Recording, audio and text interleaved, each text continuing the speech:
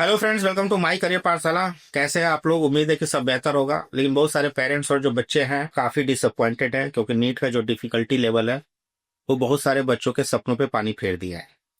खैर, हम लोग नीट काउंसलिंग जैसा कि बच्चों का करवाते हैं, तो हर साल हम लोग एग्जाम के बाद आपके सामने जनरल कैटेगरी वगैरह का क्वालिफाइंग स्कोर डिक्लेयर करते हैं और एक एनालिसिस हम लोग रिजल्ट के बाद करते हैं।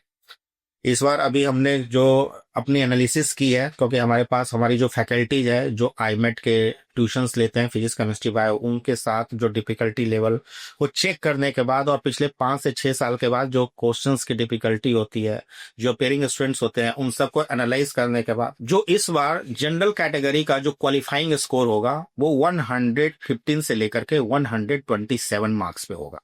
अगर आप 115 से लेके 127 यानी 127 नंबर ला रहे हैं, जनरल कैटेगरी के बच्चे हैं, तो आप सेफर साइड में हैं, आप क्वालिफाई हो जाएंगे। और अगर आप OBC SC ST reserve category के अंदर में आते हैं तो 90 मार्क्स से लेकर के 102 मार्क्स के बीच में अगर आप कहीं लेकर के आ रहे हैं तो आप क्वालिफाई हो जाएंगे। यह क्वालिफाइंग क्राइटेरिया है और इससे बहुत ज्यादा डिफरेंस इस बार देखने को नहीं मिलेगा। जो टॉपर इस बार होगा, कोई भी 720 टू 720 इस बार टॉपर स्कोर नहीं कर पाएगा, जो हमारा एनालिसिस है क्वेश्चन के डिफिकल्टी लेवल को देकर के। क्योंकि जो फिजिक्स का लेवल है वो जो बच्चे जेई एडवांस के बच्चे होंगे लगभग वही उसको सॉल्व कर पाएंगे। ठीक है, तो मुझे लगता है कि टॉपर इस बार 665 से लेकर के 675 के बीच का टॉपर होगा।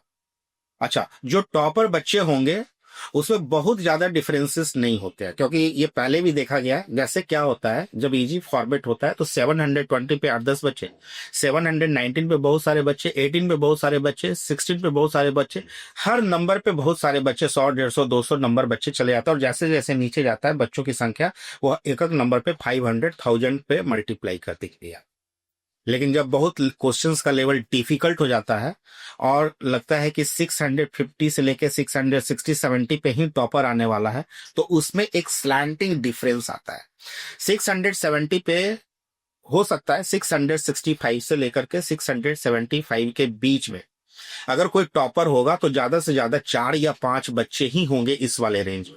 उसके बाद कम से कम 25 से 30 नंबर का डिफरेंस आएगा, वो करीबन 640 से लेकर 635 नंबर यानी 640 से 635 नंबर के आसपास होगा। और फिर वहां से एक सीरीज स्टार्ट होगी कि अगर हो सकता है कि आपका 2000 रैंक, 2500 रैंक या 3000 रैंक आपके 640 नंबर्स हो रहे होंगे तो भी आपके बन जाएंगे, 630 हो रहे हैं तो ही बन जाएंगे। तो यह सिनेरियो होगा इस बार का। अब सवाल यह है कि किस मार्क्स पे गवर्नमेंट कॉलेज अलॉट हो जाएगी। अगर आप रिजर्व कैटेगरी के अंदर में है, ओबीसी एससी एसटी अंदर में है, तो आप 550 प्लस हैं, 540 या 550 प्लस है, तो आपको इस बार गवर्नमेंट सीट मिल जाएगी। एससी एसटी कैटेगरी के अंदर में अगर आप 470 480 प्लस लेकर के आ रहे हैं तो आपको गवर्नमेंट सीट मिल जाएगी। अब प्राइवेट सीट की बात कर ले तो आपको आपके स्कोर अगर 250 प्लस है तो आपको इंडिया के अंदर में सीट मिल जाएगी। किसी न किसी स्टेट में आपको 250 प्लस पर इंडिया के अंदर में सीट मिल जाएगी। और अप्रोक्सीमेटली जो बजट होना चाहिए वो 75 to 80 लाख प्लस का होना चाहिए। तो आप एक्सपेक्ट कर सकते हैं कि इंडिया के अंदर में अब इस बार का सिनेरियो क्या रहने जा रहा है। अब इस ओवरऑल एनालिसिस को देख करके कई सारे बच्चे जिनके जो स्कोर आ रहे होंगे उस पर एक स्ट्रैटेजी डिसाइड कर सकते हैं कि नीट काउंसलिंग में मुझे प्राइवेट कॉलेज के लिए जाना है, गवर्नमेंट कॉलेज के लिए जाना है, काउंसलिंग्स के लिए जाना है, क्या करना है वो आपके सामने एक क्लैरिटी आ जाती है। अब स्टडी अब्रॉड वाले बच्चे, अब जो बच्चे इस क्वालिफाइंग कैटेगरी से जो ऊपर है उसमें मैं थोड़ा सा उनको बोलूंगा कि मिनिमम रिस्क लेकर के चले।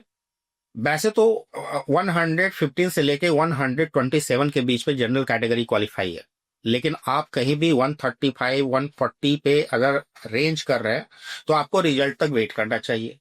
लेकिन अगर आप 150 प्लस हैं तो आपको बिल्कुल डरने की जरूरत नहीं है। अगर आपने अपने क्वेश्चंस को अपने आंसर की से मतलब आंसर की को मतलब जो आपने सॉल्व करके है उससे अगर सही मैच किया है तो।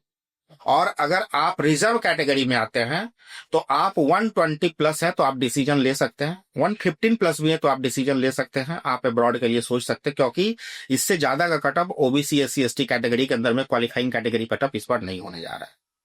तो उम्मीद है कि यह वीडियो आपको पसंद आएगा, तो बने रहिए हमारे साथ इसी तरीके से। और अगर वीडियो पसंद आए तो लाइक का बटन जरूर दबा दीजिए और कमेंट बॉक्स में कमेंट करना बिल्कुल मत भूलिए। Till then keep liking and keep subscribing. Thanks so much.